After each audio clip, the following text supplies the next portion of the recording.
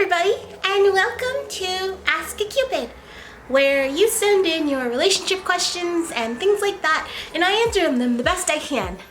So, my name is Vida, and I did this last year, and people seemed to really like it, so I brought it back.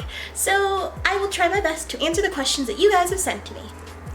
I made a post on Twitter asking everybody what some questions you'd like me to answer. So, I'm going to jump right into that. The very first question is, how do people even get into relationships? I have friends and whatnot, but how do? Well, when it comes down to relationships, you get into them the same way you get into your friendships. You meet a person, you talk to them, you enjoy their company, and eventually you feel something a little more than friendship. And then you're in a relationship. So I think that a lot of times people overcomplicate it.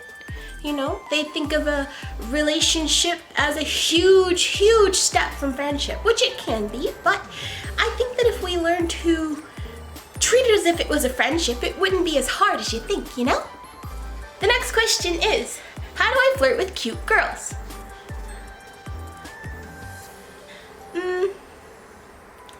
I guess the same way you flirt with anyone. I'm not really a flirter myself. But try complimenting something you really like on them. You know, compliment something that they enjoy. Just listen to them and, say something really nice. Next question is, what do you get a partner who has everything? Well, I suppose if they have everything, then you make them something. If they buy a lot of stuff or they have a lot of things in their closet, like clothes and other things like that, then you would just have to make them something really nice. Or personalize something, because they don't have everything. That's impossible. So you would have to give them something very personal to them that you know for a fact that they haven't made already. How do I bag the sugar papa mama of my dream? I don't know how to answer that question. I'm not quite sure what that means. What is the perfect first date? Well, that's kind of a biased question. The perfect first date would be something that you really enjoy or that they really enjoy. So the perfect first date you'd have to get to know the person a little bit more before you actually decide on what you do together. For example, if you're really into video games, maybe your perfect first date is going to an arcade together. Or if you're both really into reading, you could go to a cafe and talk about your favorite books and things like that. So the perfect first date is normally worked out depending on each person. You can't just kind of pick the perfect first date for, say, someone who's really into sports and take someone who's really into video games to go see a basketball game. So the perfect first date would be worked out through conversation. I hope that helps. I was already not so hot at socializing outside of school and work. Then the whole pandemic thing happened. Any tips? Well, a good thing that works and schools have been doing has been Zoom calls. Talk to each other through Zoom or Discord or just have a conversation. In fact, I feel like the fact that you don't have to see each other face to face might make it a little easier for people who have a hard time socializing. I know it depends on each person, but if your anxiety comes from seeing the person and hanging out with them and not sure what to say, being on chat or being just even through text conversation gives you a little bit more time to kind of figure out your words. So I would say just try shooting someone a DM and saying, hey, how are you doing? Would you like to have a conversation? Things like that. The dates I go on feel a bit stiff and too formal at times. What's a good way to keep things light and fun? Is it better to plan out a date or keep things loose? I personally think that it's a good idea to plan what you're gonna do, but not be too hard gripped on it, you know? If things seem a little stiff, then are you still going to a movie and a restaurant constantly? You gotta look up fun ideas. If things feel like it's the same thing over and over, there's always something new to try. Maybe even, for people who like it, skydiving and stuff like that. You've gotta try to change it up every once in a while in order to make things exciting. So, if you're used to going to dinner and a movie, maybe try going to the drive-in theater instead of a regular movie theater. If you just want to change it up a little bit, or if you want to try something completely new, ask them about something they've never done before that you'd like to do with them.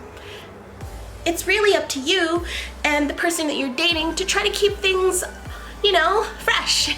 How do I know how to know if the person you have a crush on is the one? Well, you can't tell that from just a crush. Unfortunately, you gotta go through the process. A lot of people believe that just because you see someone and you have a crush on them, that they're automatically the person you belong with for the rest of your life. But you can't really figure that out through just having a crush on someone. You have to actually date them and take the time to learn more about them. Once you start to learn way more about them, you'll actually be able to figure out if that's someone you want to spend your life with.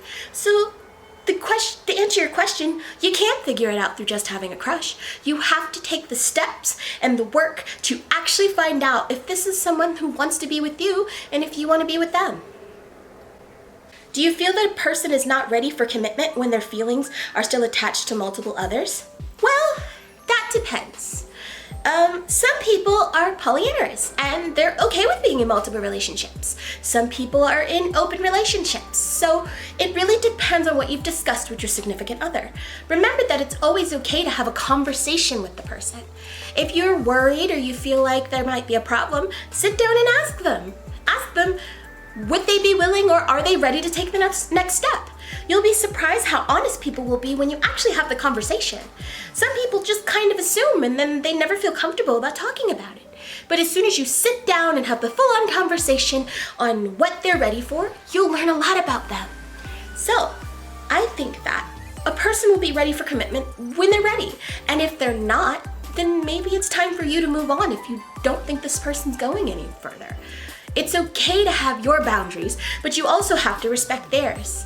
You have to understand that not everybody's super ready for marriage, and not everybody's super ready for a 100% committed relationship. And once you realize what those boundaries are, then you both take it where it needs to be. You might be someone who's ready to go into a relationship and a few months later you're thinking this person is the one. While there's someone who might have to date you for a year or two to wonder and understand if this is what they want to do for the rest of their life. So you have to be patient. And I don't think someone's not committed if they're just not ready yet, but that's a conversation you have to have. How do you feel about open relationships? Well, personally, as a Cupid, I don't really have any feeling towards them. It's not my right to judge what you're into. And if you're into open relationships and you've discussed that thoroughly with the person you're with, then that's okay. Everything comes down to having a discussion. As long as the person you're with understands that you are in an open, committed relationship, then I guess that it's okay, you know? You're allowed to date or do what you want as long as the person that you're with understands what you are into. You can't date someone who's purely monogamous and then say, I'm into open relationships after a few months of dating them and go off to date someone else. They won't understand that and they'll be very hurt. So always, always, always, always have a full conversation with the other person. Most things in relationship are simply about having the conversation. And it looks like the very last question's for me, personally. What is a Cupid's favorite pet? Well, seeing as we're flying creatures and we kind of pop all over the place, most Cupids tend to stick with something that's flying. For turtle doves or robins or other birds that are really beautiful, and we tend to stick with them because they can keep up with us. My favorite pet's a bat. Thank you guys so much for watching. This was Ask A Cupid, and I appreciate all of your questions. Hopefully we can do this again next year. And remember, have a wonderful, beautiful, and amazing Valentine's Day.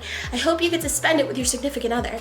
And even though we're in a pandemic, you can still have time together. Just be very, very, very safe. Remember, you shouldn't be gathering in huge crowds, and you should always wear your mask, wash your hands, and things like that. So, make sure that you just have a very safe Valentine's Day.